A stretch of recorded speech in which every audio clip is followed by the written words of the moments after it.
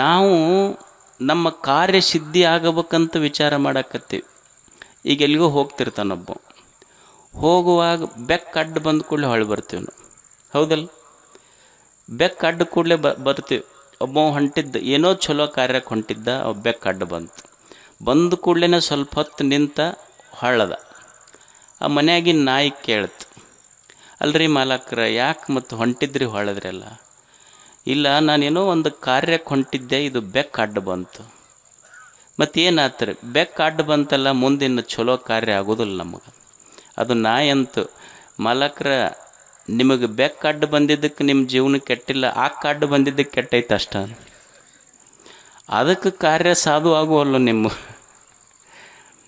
ಅಂದರೆ ಜೀವನದೊಳಗೆ ಮನುಷ್ಯ ನಾವು ಸರ್ವ ಕಾರ್ಯಗಳು ಸಿದ್ಧಿ ಆಗಬೇಕಂತೀವಲ್ಲ, ಏನಿದ್ರೆ ಸರ್ವ ಕಾರ್ಯ ಸಿದ್ಧಿ ಆಗ್ತದೆ. ಇದನ್ನು ಜ್ಞಾನಿಗಳು ಚಿಂತನೆ ಮಾಡಿದ್ರು, ದಾರ್ಶನಿಕರು ಚಿಂತನೆ ಮಾಡಿ ಮನುಷ್ಯನಿಗೊಂದು ಸೂತ್ರ ಕೊಟ್ಟರು. 5 ಸೂತ್ರಗಳನ್ನು ಕೊಟ್ಟರು. ಮನುಷ್ಯನ ಸರ್ವ ಕಾರ್ಯಗಳು ಸಿದ್ಧಿಯಾಗಬೇಕಾಗಿದ್ದರೆ ನಮ್ಮ ಜೀವನದಲ್ಲಿ 5 ವಿಷಯಗಳು ಸರಿಯಾಗಿರ್ಬೇಕಂತ. 1 ಅಧಿಷ್ಠಾನ, 2 ಕರ್ತ, 3 ಕರ್ಣ, 4ನೇದ್ದು ಚೇಷ್ಟ ಪ್ರಯತ್ನ, 5ನೇದ್ದು ದೈವ. ಅಧಿಷ್ಠಾನ ಇದರ ಅರ್ಥ ಆಧಾರವಾದದ್ದು. ಆಧಾರ ಅಂದ್ರೆ ನಮ್ಮ ಬದುಕಿಗೆ ಏನು ಆಧಾರ ಹೇಳ್ರಿ? ಏನಿದ್ರೆ ನಾವು ಬದುಕ್ತೀವಿ? ಮೊದಲು ಶರೀರ ಇರ್ಬೇಕು, ಹೌದಲ್ಲ? ಶರೀರ ಇದಕ್ಕೆ ಅಧಿಷ್ಠಾನ, ಆಧಾರ ಅಂತ ಕರೆದ್ರು. ಅಂದ್ರೆ ಮನುಷ್ಯನ ಸರ್ವ ಕಾರ್ಯ ಸಿದ್ಧಿಗೆ ಮೊದಲ ಶರೀರ ಚಲೋ ಇರ್ಬೇಕು, 1ನೇದ್ದು. 2ನೇದ್ದು ಶರೀರದೊಳಗಿರುವ ಜೀವ ಐತಲ್ಲ, ಜೀವ ಉತ್ಸಾಹಿತನಾಗಿರಬೇಕು, ಜೀವನೋತ್ಸಾಹ ಇರಬೇಕು, 2ನೇದ್ದು. 3ನೇದ್ದು ಕರ್ಣ, ಅಂದ್ರೆ ನಮ್ಮ ಇಂದ್ರಿಯಗಳದಾವಲ್ಲ, ಜ್ಞಾನೇಂದ್ರಿಯ ಕರ್ಮೇಂದ್ರಿಯಗಳು, ಇವು ಸಶಕ್ತವಾಗಿರ್ಬೇಕು, ಇದು 3ನೇದ್ದು. 4ನೇದ್ದು ಪ್ರಯತ್ನ ಚಲೋ ಇರಬೇಕು, 4ನೇದ್ದು. 5ನೇದ್ದು ಇದು ಎಲ್ಲದರ ಮೇಲೆ ದೈವ ಬಲ ಬೇಕು. ಇವು 5 ಇದ್ದರೂ ಒಬ್ಬ ವ್ಯಕ್ತಿಯ ಕಾರ್ಯಸಿದ್ಧಿ ಆಗ್ತೈತೆ. ಇವೇ ಪಂಚಾಂಗ. ಪಂಚಾಂಗ ಅಂದ್ರೆ ಹೊರಗೆಲ್ಲ, ಪಂಚಾಂಗ ಅಂದ್ರೆ ನಿನ್ನೊಳಗೆ ಐತಿ. ಪಂಚಾಂಗ ನೋಡೋದಂದ್ರೆ ಹೊರಗೆ ನೋಡೋದಲ್ಲ, ಮೊದಲು ನಿನ್ನೊಳಗೆ ನೋಡಿಕೊಂಡು ಆಮೇಲೆ ಹೊರಗೆ ನೋಡ್ಬೇಕು. ಶರೀರ, ಜೀವೋತ್ಸಾಹ, ಇಂದ್ರಿಯಗಳು, ಪ್ರಯತ್ನ, ದೈವ, ಇವು ಪಂಚಾಂಗಗಳು. ಅಧಿಷ್ಠಾನಂ ತಥಾ ಕರ್ತ ಕರಣಂಚ ಪೃಥಗ್ವಿಧಂ ವಿವಿಧಾಶ್ಚ ಪೃಥಕ್ ಚೇಷ್ಟ ದೈವಂ ಚೈವಾತ್ರ ಪಂಚಮಂ. ಮನುಷ್ಯನಿಗೆ ಯಾವುದೇ ಒಂದು ಕಾರ್ಯ ಸಿದ್ಧಿ ಆಗಬೇಕಾಗಿದ್ರೆ ಮೊದಲು ಶರೀರ ಸ್ವಸ್ಥ ಇರ್ಬೇಕು, ಗಟ್ಟಿರ್ಬೇಕು. ಶರೀರ ಸ್ವಸ್ಥ ಇರಬೇಕು, ಮಸ್ತ್ ಇರಬೇಕು. ಇವೆರಡು ನೆನಪಿಡ್ರಿ. ಏನು? ಶರೀರ ಹೆಂಗಿರಬೇಕು? ಸ್ವಸ್ಥ ಇರಬೇಕು, ಮಸ್ತ್ ಇರಬೇಕು. ಶರೀರ ಸ್ವಸ್ಥ ಇರ್ಬೇಕು ಮೊದಲು. ಮನುಷ್ಯ ಏನೇ ಮಾಡಲಿ ಆರೋಗ್ಯ ಗಟ್ಟಿದ್ರೆ ಹೌದಲ್ಲ ಜಗತ್ತನ್ನು ಅನುಭವಿಸುವುದು. ಭಾಗ್ಯಶಾಲಿಗಳು ಯಾರು ಜಗತ್ತಿನೊಳಗೆ? ಭಾಗ್ಯಶಾಲಿಗಳು ಯಾರಂದ್ರೆ, ಈಗ ನಾವು ಇಲ್ರಿ ಅವ್ರು 10 ಶುಗರ್ ಫ್ಯಾಕ್ಟ್ರಿ ಅದಾವ ಅಲ್ಲ, 10 ಶುಗರ್ ಫ್ಯಾಕ್ಟ್ರಿ ಅದಾವ ಖರೆ, ಬೆಳಿಗ್ಗೆ ಎದ್ದವ್ರು 1 ಲೋಟ ಹಾಗಲಕಾಯಿ ರಸನ ಕುಡಿಬೇಕು. ಅವ್ರು 10 ಶುಗರ್ ಫ್ಯಾಕ್ಟ್ರಿ ಅದಾವ, ಬೆಳಿಗ್ಗೆದ್ದು ಹಾಗಲಕಾಯಿ ರಸ ಕುಡಿಬೇಕು. ಇಲ್ರಿ ಅವ್ರ ಮನ್ಯಾಗ 20 ಆಕಳದವ, ಜವಾರಿ ಆಕಳ ಅಲ್ಲ, ಆಕಳ 20 ಕಟ್ಟ್ಯಾನ, 20 ಹಿಂಡ್ತವ. ಆದ್ರೆ ಬೆಳಗ್ಗೆದ್ದು ಕೂಡಲೇ ಬ್ಲ್ಯಾಕ್ ಟೀ ಕುಡಿತಾರವ್ರು. ಈಗಿದು ಸೊಫಿಸ್ಟಿಕೇಟೆಡ್ ಲ್ಯಾಂಗ್ವೇಜ್. ನಿಮ್ಮ ಕಡೆ ಹಳೇದಂತಿದ್ರಲ್ಲ ಡಿಕಾಷನ್, ಅವರು ಡಿಕಾಷನ್ ಅನ್ನೋದಿಲ್ಲ.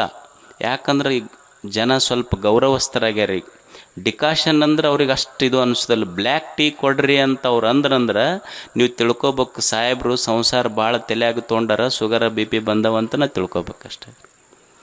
20 ಆಕಳ ಕಟ್ಟ್ಯಾನ ಮನ್ಯಾಗ, ಬೆಳಿಗ್ಗೆದ್ದು ಕುಡಿಯೋದು ಬ್ಲ್ಯಾಕ್ ಟೀ. ಮನ್ಯಾಗ ಚಲೋ ಡೆನ್ವಲಪ್ ಬೆಡ್ ಐತಿ, 8 ಬೆಡ್ರೂಮ್ ಅದಾವ ಮನ್ಯಾಗ. ಇವ ಕೌದಿ ಮೇಲೆ ಮಕ್ಕೊಂತಾನೆ. ಡಾಕ್ಟ್ರ್ ನೀವು ಒಟ್ಟ ಬೆಡ್ ಮೇಲೆ ಮಕ್ಕೊಂಡ್ರೆ ಅಂದ್ರೆ ನಿನ್ನ ಬೆನ್ನ ಹೋಗುತ್ತೆ ನೋಡು ಅಂತ ಹೇಳ್ಯಾರ ಅವ್ರು. ಟೊಂಕ್ ಹಿಡ್ಕೊಂಡೈತಿ. ಮನೆ ನೋಡಿದ್ರೆ 3 ಅಂತಸ್ತು ಕಟ್ಸ್ಯಾನ. ಮನೆ ಮುಂದೆ ದೊಡ್ಡ ಗಾರ್ಡನ್ ಮಾಡ್ಯಾನ, ಹಿಂದೆ ಸ್ವಿಮ್ಮಿಂಗ್ ಪೂಲ್ ಮಾಡ್ಯಾನ, ದೊಡ್ಡ ವಾಕಿಂಗ್ ಟ್ರ್ಯಾಕ್ ಮಾಡ್ಯಾನ. ಕುರ್ಚಿ ಹಾಕ್ಕೊಂಡು ಕುಂತಾನ. ಬಂದ್ರೆ ಅವ್ರಿಗೆಲ್ಲರಿಗೆ ಇದು 3 ಅಂತಸ್ತಿನ ಮನೆ ನಂದೆ, ಇದು ಮುಂದೆ ಗಾರ್ಡನ್ ಮಾಡಿಸಿನಲ್ಲ ಎಲ್ಲ ನಾನೇ ಮಾಡಿಸೀನಿ, ಸ್ವಿಮ್ಮಿಂಗ್ ಪೂಲ್ ನಾನೇ ಮಾಡಿಸೀನಿ, ಎಲ್ಲರಿಗೆ ವಾಕಿಂಗ್ ಟ್ರ್ಯಾಕ್ ಮಾಡಿಸೀನಿ ಮನೆ ಮುಂದನ. ಮತ್ತು ಯಾಕೆ ಯಜಮಾನ್ರಿ ನೀವು ಯಾಕೆ ಕುರ್ಚಿ ಮೇಲೆ ಕುಂತೀರಿ, ಮತ್ತು ವಾಕಿಂಗ್ ಟ್ರ್ಯಾಕ್ನಾಗ ವಾಕಿಂಗ್ ಮಾಡ್ಬೇಕು? ಮಂಡಿ ನೋವು, ಅಡ್ಡಾಡಕ್ಕೆ ಬರೋದಿಲ್ಲ, ಆರ್ಥ್ರೈಟಿಸ್ ಆಗೈತೆ ಅಂತ. ಕುಂತ್ರೆ ಹೇಳಕ್ಕೆ ಬರೋದಿಲ್ಲ, ಎದ್ರು ಕೂಡಕ್ಕೆ ಬರೋದಿಲ್ಲ, ಆರ್ಥ್ರೈಟಿಸ್ ಆಗೈತಿ, ಕಾಲನ್ನು ಅಡ್ಡುಣಿಗೆ ಆಗ್ಯಾವ ಅಪ್ಪನ. ಮತ್ತು ಯಾರು ಭಾಗ್ಯಶಾಲಿಗಳು ಹೇಳ್ರಿ? ಶುಗರ್ ಫ್ಯಾಕ್ಟ್ರಿ ಇದ್ದವ ಭಾಗ್ಯಶಾಲಿನೋ, 25 ಆಕಳಿದ್ದವನೋ, 3 ಅಂತಸ್ತಿನ ಮನೆ ಇದ್ದವನು? ಯಾರು ಭಾಗ್ಯಶಾಲಿ ಅಂದ್ರೆ ಯಾರ ಡೈನಿಂಗ್ ಟೇಬಲ್ ಮೇಲೆ ಅನ್ನ ಐತಿ, ಅನ್ನ ಇದ್ದವ ಭಾಗ್ಯಶಾಲಿ ಅಲ್ಲ, ಹಸಿವಿದ್ದವ ಭಾಗ್ಯಶಾಲಿ. ಹಸಿವಾಗಬೇಕಲ್ಲ ಹೊಟ್ಟೆ ಮೊದಲು. ಯಾರ ಮನ್ಯಾಗ 8-10 ಬೆಡ್ರೂಮ್ ಅದಾವ, ಬೆಡ್ರೂಮ್ ಇದ್ದವ ಭಾಗ್ಯಶಾಲಿ ಅಲ್ಲ, ನಿದ್ದೆ ಬರೋವು ಭಾಗ್ಯಶಾಲಿ. ಯಾರ ಕೈಯಾಗ ದುಡ್ಡು ಐತಿ, ಧನ ಐತಿ, ಧನವಿದ್ದವ ಭಾಗ್ಯಶಾಲಿ ಅಲ್ಲ, ಯಾರ ಕೈ ದಾನ ಧರ್ಮಕ್ಕೆ ಮುಂದೈತೆಲ್ಲ ಅವ ಭಾಗ್ಯಶಾಲಿ ಆಗ್ತಾನಷ್ಟೆ. ಭಾಗ್ಯಶಾಲಿಗಳು ಯಾರು ಅಂದ್ರೆ ಯಾರ ಆರೋಗ್ಯ ಚಲೋ ಐತಿ ಅವರೇ ಭಾಗ್ಯವಂತರು. ಶ್ರೀಮಂತರು ಯಾರು ಅಂದ್ರೆ ಮನಿ ಟ್ರೆಜರಿ ತುಂಬ ನೋಟಿನ ಕಟ್ಟಿಟ್ಟಾನ, ಅಡ್ಡಾಡಕ್ಕೆ ಬರಲಿಲ್ಲ ಅಂದ್ರೆ ತೊಗೊಂಡು ಏನು ಮಾಡ್ತೀರಿ ಹೇಳ್ರಿ? ಯಾರು ಶ್ರೀಮಂತರು ಅಂದ್ರೆ ಮನ್ಯಾಗ ನೋಟಿನ ಕಟ್ಟಿದ್ದವರು ಶ್ರೀಮಂತರಲ್ಲ, ದುಡ್ಯಾಕ ಕೈಕಾಲು ಗಟ್ಟಿದ್ದವ್ರ ನಿಜವಾದ ಶ್ರೀಮಂತರು. ಗಟ್ಟಿರ್ಬೇಕು ಮೊದಲಿದ್ದು, ಶರೀರ ಗಟ್ಟಿರ್ಬೇಕು, ಶರೀರ ಸ್ವಸ್ಥ ಇರಬೇಕು ಅಂತ. ಏನು ಮಾಡ್ಬೇಕ್ರಿ ಶರೀರ ಸ್ವಸ್ಥ ಇರ್ಬೇಕಂದ್ರೆ? ಶರೀರ ಸ್ವಸ್ಥ ಇರ್ಬೇಕಂದ್ರೆ ಏನು ಮಾಡ್ಬೇಕು? ಅಲ್ಲ, ಏನಾರ ಮಾಡಂಗಿಲ್ಲ. ಶರೀರ ಸ್ವಸ್ಥ ಇರ್ಬೇಕು ಅಂದ್ರೆ ಏನು? ಕಮ್ಮಗೆ ಉಣ್ಬೇಕು, ಕಮ್ಮಗೆ ದುಡಿಬೇಕು, ಕಮ್ಮಗೆ ಮುಕ್ಕೋಬೇಕು. ಇಷ್ಟ ಮತ್ತಿದ್ರಿಕಿನ್ನ ಏನು ಜಾಸ್ತಿ ಐತಿ? ಅವರ ಇದನ್ನು ಸ್ವಚ್ಛ ನಿಮಗೆ ತಿಳಿಯಂಗೆ ಹೇಳೀನಿ, ಅವ್ರು ಬೇರೆ ಬೇರೆ ಭಾಷೆದಾಗ ಹೇಳ್ತಾರೆ ಅಷ್ಟು. ಶರೀರ ಸ್ವಸ್ಥ ಇರಬೇಕು, ಆರೋಗ್ಯ ಚಲೋ ಇರ್ಬೇಕಂದ್ರೆ ಏನೂ ಮಾಡಂಗಿಲ್ಲ. ಕಮ್ಮಗೆ ಉಣ್ಬೇಕು, ಕಮ್ಮಗೆ ದುಡಿಬೇಕು, ಕಮ್ಮಗೆ ಮುಕ್ಕೋಬೇಕು. ನಮ್ಮ ಇವು 3 ಕೆಟ್ಟವ, ಶರೀರ ಆರೋಗ್ಯ ಕೆಟ್ಟೈತಷ್ಟು. ಕಮ್ಮಗೆ ಉಣ್ಬೇಕು ಮನುಷ್ಯ. ಈಗ ಪೇಟೆಗೆ ಏನು ಮಾಡ್ತಾರಂದ್ರೆ ಹಿಂಗೆ ಉಣಿಸೋದಿಲ್ಲ ಅವ್ರಿಗೆ. ಬೆಳಿಗ್ಗೆ 6ಕ್ಕೆ ಲಿಂಬೆ ಹಣ್ಣು ಜೇನುತುಪ್ಪ ತೊಗೋಬೇಕು, ಆಮೇಲೆ 8-8:30 ಒಂದು ಜ್ಯೂಸ್ ತೊಗೋಬೇಕು. ಅಲ್ಲ, ಇವ 6ಕ್ಕೆ ಲಿಂಬೆ ಹಣ್ಣು ತೊಗೊಂಡು 8:30 ಒಂದಿಟ್ಟ ಕಪ್ನ್ಯಾಗ ಅಳತಿ ಮಾಡಿ ಮತ್ತು ತೂಕ ಮಾಡಿ ಒಂದು ಜ್ಯೂಸ್ ತೊಗೊಳೋದ್ರಾಗ ಹಳ್ಳ್ಯಾಗ ಇವ 8 ರೊಟ್ಟಿ ಶೇಂಗಾ ದಿಂಡಿ ಮೊಸರು ಹೊಡೆದು ಕುಂತಿರ್ತಾನೆ. ಡಯಟ್ ಎಲ್ಲಿ ನಡೀತಾವೆ ಹೇಳ್ರಿ? ಅಂದ್ರೆ ಕಮ್ಮಗೆ ಉಣ್ಬೇಕಷ್ಟ. ನಾವೇನು ಹೇಳ್ತೀವಿ ಆರೋಗ್ಯ ಇರ್ಬೇಕಂದ್ರೆ ಯುರೋಪಿಯನ್ ಡಯಟ್ಟು, ಅಮೇರಿಕನ್ ಡಯಟ್ಟು, ಮೆಡಿಟೇರಿಯನ್ ಡಯಟ್. ಅಲ್ಲ, ಅಮೇರಿಕದ ಡಯಟ್ ಭಾರತಕ್ಕೆ ಯಾಕೆ? ಅಮೇರಿಕದವ್ರಿಗೆ ಆ ಡಯಟ್ ಚಲೋ. ಮೆಡಿಟೇರಿಯನ್ ಡಯಟ್ ಮೆಡಿಟೇರಿಯನ್ದವ್ರಿಗೆ ಚಲೋ. ನಮಗೆ ಯಾವ ಡಯಟ್ ಚಲೋ ಅಂದ್ರೆ ನಮ್ಮಪ್ಪ ನಮ್ಮವ್ವ ಏನು ರೊಟ್ಟಿ ತಿಂದು ಆರೋಗ್ಯ ಇದ್ದರು, ಅದು ರೊಟ್ಟಿ ತಿಂದು ಗಟ್ಟಿಯಾಗಿರೋದು. ನಮಗೆ ಇದೇ ಡಯಟ್, ಬೇರೆ ಡಯಟ್ ಇರೋದಿಲ್ಲ ಅಷ್ಟು. ಕಮ್ಮಗೆ ಉಣ್ಬೇಕು. ಹೆಂಗೆ ಉಣ್ತಿದ್ರು ಮಂದಿ ಅವಾಗೆಲ್ಲ? ನಿಮ್ಮ ಕಾಲಕ್ಕೆ ನಾವೆಲ್ಲ ಇಟ್ಟಿಟ್ಟು ತೂಕ ಮಾಡಿ ಉಣ್ತೀವಿ. ಅವು ಹೆಣ್ಮಕ್ಕಳು ರೊಟ್ಟಿ ಬಡ್ದು ರಾಟಿ ಸೋತಾವು ಪಾಪ ಹೋಗ್ಕೊಡ್ದು. ಯಾರೋ ಒಬ್ರು ದವಾಖಾನಿಗೆ ಹೋದಂತ, ಸ್ವಲ್ಪ ಆರಾಮ್ ತಪ್ಪೈತಿ ಸರ್ ಅಂತ. ಅವ್ರು ಗುಳಿಗೆ ಬರೆದು ಕೊಟ್ಟರು. ಗುಳಿಗೆ ಬರೆದು ಕೊಟ್ಟು ಮತ್ತೇನು ಪಥ್ಯ ಐತೆ ಅಂತ ಸರ್ ಇದಕ್ಕೆ? ಗುಳಿಗೆ ಬರೆದು ಕೊಟ್ಟು ಏನಿಲ್ಲ, ಸಾಧಾರಣ ಪಥ್ಯ ಐತೆ. ಏನು ಮಾಡ್ಬೇಕು? ಏನಿಲ್ಲ, 2 ಬಿಸಿ ರೊಟ್ಟಿ, ಒಂದು ಸ್ವಲ್ಪ ಸಜ್ಜಕ ತುಪ್ಪ, ಒಂದು ಸ್ವಲ್ಪ ಅನ್ನ, ಬಿಳಿ ಸಾರು, ತಿಳಿ ಸಾರು.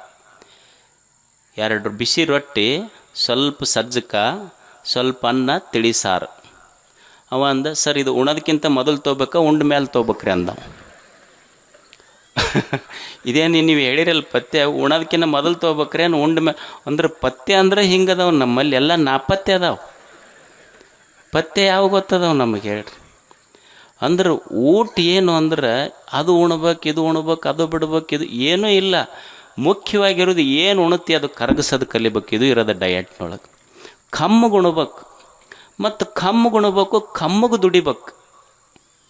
ನಿಮಗೆ ಯಾರ ಪಥ್ಯ ಮಾಡೋಕೆ ಬಂದ್ರೆ ಇಷ್ಟ 3 ಹೇಳ್ರಿ. ಏನೂ ಇಲ್ಲಪ್ಪ ಪಥ್ಯದೊಳಗೆ. ಕಮ್ಮಗೆ ಉಣೋದು, ಕಮ್ಮಗೆ ದುಡಿಯೋದು, ಕಮ್ಮಗೆ ನಿದ್ದೆ ಮಾಡೋದು ಅಷ್ಟು. ಕಮ್ಮಗೆ ದುಡಿಬೇಕಲ್ಲ ಮನುಷ್ಯ. ಹೆಂಗೆ ಓದ್ಬೇಕು? ಈ ವಿದ್ಯಾರ್ಥಿಗಳಿರ್ತಾರೆ, ಹೆಂಗೆ ಓದಬೇಕು? ಅವ್ರಿಗೆ ನೋಡ್ರಿ 3 ತಾಸು ಸಿನಿಮಾ ನೋಡುತ್ತಾರೆ. 3 ತಾಸು ಸಿನಿಮಾ ನೋಡಿದ ನೆನಪಿರ್ತೈತಿ, ಅರ್ಧ ತಾಸು ಓದಿದ ನೆನಪಿರೋದಿಲ್ಲ ಅವ್ರು. ಪುಸ್ತಕ ಹಿಡ್ಕೊಂಡ್ರೆ ನಿದ್ದೆ ಬರ್ತೈತೆ ಅವ್ರು. ವಿದ್ಯಾರ್ಥಿಗಳು ಕಮ್ಮಗೆ ಓದ್ಬೇಕು. ಹೆಂಗೆ ಓದ್ಬೇಕು ಅಂದ್ರೆ, ಯಾವ ಬುಕ್ ಓದ್ಬೇಕಂದ್ರೆ ಫೇಸ್ಬುಕ್ ಓದೋದಲ್ಲ. ಯಾವ ಬುಕ್ ಓದ್ಬೇಕಂದ್ರೆ ನೀ ಹಿಂಗೆ ಓದ್ಬೇಕಲ್ಲ, ಒಂದು ದಿವಸ ಭಾರತದ ಬುಕ್ಕಿನೊಳಗೆ ನಿನ್ನ ಫೇಸ್ ಬರ್ಬೇಕು, ಹಂಗೆ ಓದ್ಬೇಕು. ಫೇಸ್ಬುಕ್ನಾಗಲ್ಲ ಓದೋದು, ಕಮ್ಮಗೆ ಓದೋದು. ಒಬ್ಬ ರೈತ ಇರ್ತಾನೆ, ದುಡಿಬೇಕು. ಹೆಂಗೆ ದುಡಿದು ಅಂದ್ರೆ ಕಮ್ಮಗೆ ದುಡಿದು. ಹೆಂಗೆ ದುಡಿಬೇಕು ಅಂದ್ರೆ ಹೊಲದಾಗ ದುಡಿದ್ರೆ ಭೂಮಿ ತಾಯಿ ಎಂತಿರ್ಬೇಕು, ನಾನಾ ದಣದೇನಪ್ಪ ನೀನು ರೆಸ್ಟ್ ತಗೋ ಹೋಗಂತ ಭೂಮಿ ತಾಯಿ ದಣದಿರ್ಬೇಕು, ಹಂಗೆ ದುಡಿಯೋದಷ್ಟು. ಒಬ್ಬ ಒಂದು ಗುಡಿ ಕಟ್ಟಿಸಿದ್ನಂತ. ಗುಡಿ ಕಟ್ಟಿಸಿದ್ರೆ ಭಾಳ ದೊಡ್ಡ ಗುಡಿ ಕಟ್ಟಿಸಿದ್ದ. ಮಂದಿ, ಲಕ್ಷಾಂತರ ಮಂದಿ ಅವನ ಗುಡಿಗೆ ಬಂದಿದ್ದರು. ರಾತ್ರಿ 12 ಗಂಟೆ ಆಯ್ತು, ಎಲ್ಲರಿಗೆ ದಾಸೋಹ ಮಾಡಿಸಿದ್ದ. 12 ಗಂಟೆಗೆ ಕನಸು ಬಿತ್ತು ಅವನಿಗೆ, ಶ್ರೀಮಂತನಿಗೆ. ಭಾಳ ದೊಡ್ಡ ಗುಡಿ ಕಟ್ಟಿಸಿ ಆ ಭಾಗಕ್ಕೆ ಊಟ ಹಾಕ್ಸಿದ್ದ. ಅವನ ಕನಸು ಬಿತ್ತು. ಕನಸಿನ್ಯಾಗ ದೇವರು ಪ್ರತ್ಯಕ್ಷ ಆದಂಗಾತು. ಶ್ರೀಮಂತ ಕೇಳ್ದವನಿಗೆ, ದೇವರಿಗಲ್ಲ, ನಿನ್ನ ಸಲುವಾಗಿ ಒಂದು ದೊಡ್ಡ ಗುಡಿ ಕಟ್ಟಿಸಿದ್ನೆಲ್ಲ ನೋಡ್ದೇನ, ಸಂತೋಷ ಆತನ ನಿನಗೆ. ನಿನ್ನ ಸಲುವಾಗಿ ಒಂದು ದೊಡ್ಡ ಗುಡಿ ಕಟ್ಟಿಸಿದ್ನೆಲ್ಲ ಸಂತೋಷ ಆತನ ನಿನಗೆ. ದೇವರಂದ, ಇಲ್ಲ, ನೀ ಗುಡಿ ಉದ್ಘಾಟನೆ ಮಾಡ್ದೆಲ್ಲ, ನನಗಲ್ಲಿ ಬರೋಕ್ಕೆ ವೇಳೆ ಇರಲಿಲ್ಲ ಅಂದ. ನೀ ಏನು ಗುಡಿ ಉದ್ಘಾಟನೆ ಮಾಡ್ದೆಲ್ಲ, ಅಲ್ಲಿಗೆ ಬರೋಕ್ಕೆ ವೇಳೆ ಇರಲಿಲ್ಲ ನನಗೆ. ಶ್ರೀಮಂತಗೆ ಆಶ್ಚರ್ಯ ಆಯ್ತು, ಮತ್ತು ಎಲ್ಲಿಗೆ ಹೋಗಿದ್ದು ನೀನು? ಇಲ್ಲ, ಅಲ್ಲಿ ಹೊಲದಾಗ ಒಬ್ಬ ನನ್ನ ಮಗ ರೈತ ನೇಗಲ ಹೊಡೆದು ಬಿಸಿಲಾಗ ಗಳ್ಯಾ ಹೊಡೆದು ನೇಗಲ ಹೊಡೆದು ಬಿಸಿಲಿನ ತಾಪಕ್ಕೆ ದಣದು ಮಕ್ಕೊಂಡಿದ್ನಲ್ಲ, ಅವನಿಗೆ ಗಾಳಿ ಹಾಕೋದ್ರೊಳಗೆ ನಾನು ಆಗಿದ್ದೆ ನಾನಂತ, ಅಲ್ಲಿದ್ದೆ ನಾನು. ದೇವರ ಗುಡಿಯಾಗಿರೋದಿಲ್ಲ, ಕಷ್ಟಪಟ್ಟು ದುಡಿಯುವ ರೈತನ ನೇಗಿಲಿನೊಳಗೆ ದೇವರಿರ್ತಾನೆ. ಅದಕ್ಕೆ ಅವನಿಗೆ ನೇಗಿಲ ಯೋಗಿ ಅಂತ ಕರೆದು. ಕಮ್ಮಗೆ ದುಡಿಯೋದು, ಕಮ್ಮಗೆ ಓದೋದು, ಕಮ್ಮಗೆ ವ್ಯಾಪಾರ ಮಾಡೋದು, ಕಮ್ಮಗೆ ನಿದ್ದೆ ಮಾಡ್ಬೇಕು. ಮತ್ತು ನಿದ್ದೆ ಮಾಡೋದು ಮಸ್ತ್ ನಿದ್ದೆ ಮಾಡ್ಬೇಕಷ್ಟ. ಯಾರೋ ಹುಡುಗರು ಕೇಳಿದ್ರಂತ, ಎಲ್ಲಿ ಮಟ್ಟ ಎಚ್ಚರಿತೀಯಪ್ಪ? ಇಲ್ಲ, ಮೊಬೈಲ್ನ ಬ್ಯಾಟ್ರಿ ಖಾಲಿ ಆಗೋವರೆಗೆ ಎಚ್ಚರಿತೀನಿ ರೀ, ಆಮೇಲೆ ಮುಕ್ಕೊಂತೀನಿ. ಅವು ಹುಡುಗರು ಈಗ 9:30, 10ಕ್ಕೆ ಮುಕ್ಕೊಂಡ್ರಂದ್ರೆ ತಂದೆ ತಾಯಿಗಳಿಗೆ ಸಂಶಯ ಐತೆ ಹೋಗೈತೆ ಇದು. ಯಾಕಂದ್ರೆ 10ಕ್ಕೆ ಮುಕ್ಕೊಳ್ಳೋದೇ ಇಲ್ಲ ಅವು. ಅಂದ್ರೆ ನಿದ್ರೆ ಮಾಡೋದು, ಕಮ್ಮಗೆ ನಿದ್ದೆ ಮಾಡ್ಬೇಕು. ಉಪವಾಸ ತಿಳಿದ್ರೆ ಮಾಡ್ರಿ, ಬಿಡ್ರಿ ಅಷ್ಟ. ಅವೇನು ಅಷ್ಟು ಮಾಡುವಂಥದ್ದೇನಿಲ್ಲ. ಉಪವಾಸ ಮಾಡಬೇಕನ್ಸಿದ್ರೆ ಮಾಡ್ರಿ. ಅವಾಗ ಹಳೇದೇನು ಊಟ ಬಿಟ್ಟು ಉಪವಾಸ ಮಾಡ್ತಿದ್ರು. ಈಗ ಡಿಜಿಟಲ್ ಉಪವಾಸ ಬಂದೈತಿ, ಗೊತ್ತೈತಿಲ್ಲ ನಿಮಗೆ? ಡಿಜಿಟಲ್ ಉಪವಾಸ ಅಂದ್ರೆ ವಾರಕ್ಕೊಮ್ಮೆ ನಿಮ್ಮ ಮನೆ ದೇವ್ರ ಹೆಸರ ಮೇಲೆ ಈ ದಿವಸ ನಾನು ಮೊಬೈಲ್ ಮುಟ್ಟೋದಿಲ್ಲ ಅಂತ ಬಿಟ್ರಿ ಅಂದ್ರೆ ಇದು ಡಿಜಿಟಲ್ ಉಪವಾಸ ಅಂತಾರೆ ಇದಕ್ಕೆ. ಇದನ್ನು ಬಿಟ್ಟರೆ ಅರ್ಧ ಜಗಳ ಕಡಿಮೆ ಆಕ್ಕವು.